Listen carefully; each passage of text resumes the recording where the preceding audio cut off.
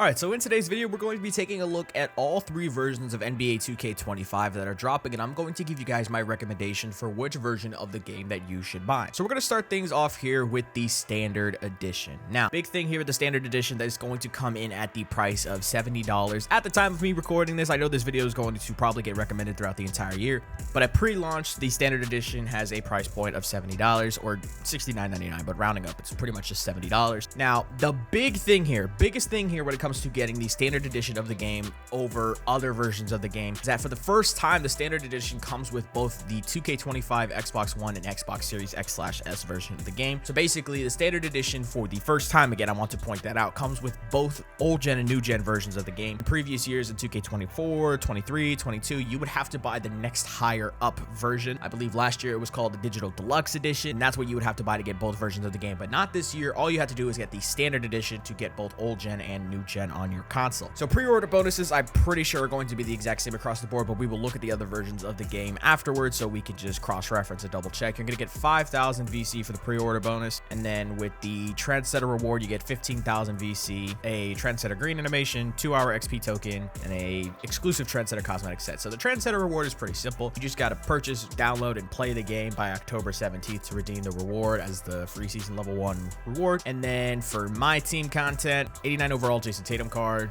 3 My Team promo packs, 2-hour XP token. For the first part of this video, we're really just going to keep going and reviewing all the versions of the game, and then afterwards I will give you guys my opinion as to which version of the game I think you guys should buy. But I will give you guys a little bit of a hint to start things off. I think the Standard Edition, simply because you could get both versions of the game with the Standard Edition, might be the way to go for a lot of people. But now let's move on to the All-Star Edition. Now, okay, so with the All-Star Edition, this is actually going to be at a price point of $99.99, so pretty much $100 to get the All-Star version of the game. So now we got to talk about what are you getting with that extra $30 going from the Standard to the All-Star Edition to make it worth it. So for starters, obviously we're going to get both versions of the game on the All-Star Edition, and instead of getting 15,000 VC, you're getting 100,000 virtual currency, and you're also going to get a little bit of extra My Career content. We're going to get 25 games worth of skill boosts. So basically it says 150x, 75x, so that just means you're going to get skill boosts for every single category. So you're going to get dunking, steals, shooting, finishing skill boost, and then 25 games worth of the 3 Gatorade boosts. And then you get a Jason Tatum cover jersey, a Jason Tatum electric skateboard skin, and a 2K25 cover stars design t-shirt. So for My Career content, aside from the cosmetics, which I genuinely do really care about, you're gonna get 25 games worth of skill boosts and 100,000 VC. So now we got the My Team promo stuff, 10 My Team player cards, 3 guaranteed to be an 89 overall, 3 diamond shoe boost, 3 takeover boost, 1 amethyst coach card. Now I'm gonna be 100% honest with you. I'm not gonna speak on My Team because I don't play My Team, but if you do play My Team, these rewards seem worth it to you, go ahead, but I don't know if that specifically is worth upgrading for an extra $30. Obviously, we got the pre-order bonus, and then here is the Trendsetter reward. Okay, so the Trendsetter reward is the 15,000 VC. So you would actually get 115,000 VC by pre-ordering this edition and then doing the Trendsetter reward. Understood. Okay, so literally, you just got to load up and play the game to get 15,000 VC by October 17th, which is not hard at all. So when it comes to the All-Star Edition, basically, on my side of things, when it comes to the My Career side of things, if you're going to buy this version of the game for the extra $30, it is literally only for 100,000 VC and 25 games worth of skill boost and Gatorade boosts. So I'll talk about whether that's worth it or not later on in this video, but now let's get to the Hall of Fame Edition. Hall of Fame Edition is going to be priced at $150, and with this, you're going to get obviously both versions of the game.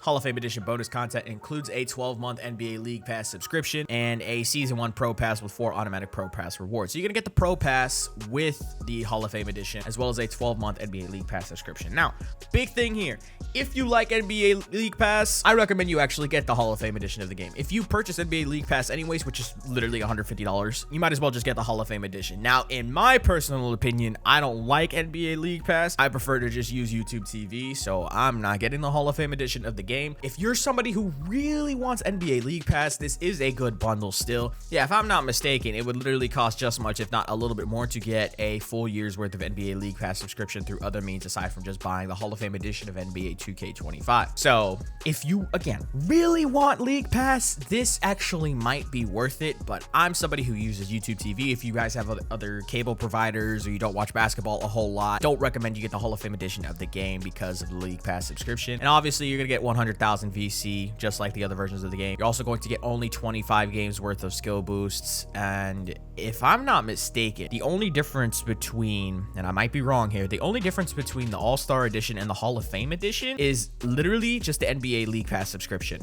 So if you're getting that Hall of Fame edition, it is literally for just that. Do not get it for any other reason, because you do not get any extra rewards from what I'm seeing right here. Yeah. So with that being said, now we can kind of talk about which version you should buy, right? Again, if you want League Pass, buy the Hall of Fame edition. But other than that, I don't think you should buy the Hall of Fame edition. And now let's get back to the All-Star edition. All-Star edition, again, for a reminder, is priced at $100. And with that $100, you're going to get 100,000 VC, 25 games worth of skill boosts. Not entirely sure what the price point is for skill boosts for 25 games. That actually might be about 50,000 VC. So realistically, you're getting about 150,000 VC worth of content with the All-Star bonus. You're getting 50K worth of skill boost basically, and then 100,000 VC to actually spend for $30. The All-Star edition might actually be worth it for some people, because if you're not planning on buying a whole lot of VC throughout the year, you could probably do some damage with 100K VC, and then also you're getting 25 games worth of skill boost, which is probably worth about another 50K VC. So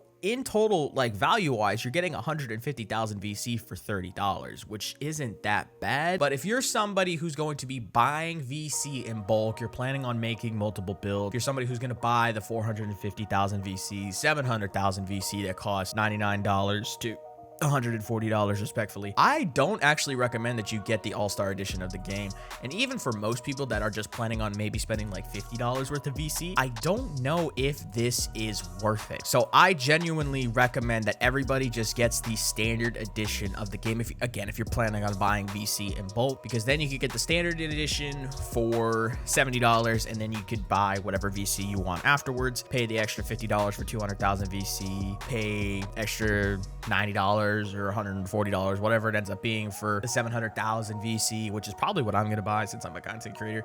But yeah, so that's going to be my honest opinions when it comes to which version of 2K you should buy. I'm heavily leaning towards the standard edition, but if you're not planning on buying a whole lot of VC throughout the year, I think the All-Star edition is a pretty good jump in price to get these rewards right here. But one thing I do want to point out very quickly is that the All-Star edition value-wise is at the worst it has been over the past few years, because once again, you can get both versions of the game with the standard edition purchase, where in previous years you would have to buy the All-Star edition to get old gen and new gen at the same time. So that's one thing that is going to be different, and technically the All-Star edition is valued less than it was last year simply because of that. But if again you aren't planning on buying a whole lot of VC, you should get the All-Star edition so you can get that 100K VC and a decent amount of skill boosts. But that's gonna be pretty much it for today's video. Let me know what you guys think in the comments down below. Let me know which version of the game you are going to buy down below, and yeah, I'm out of here, man. Peace.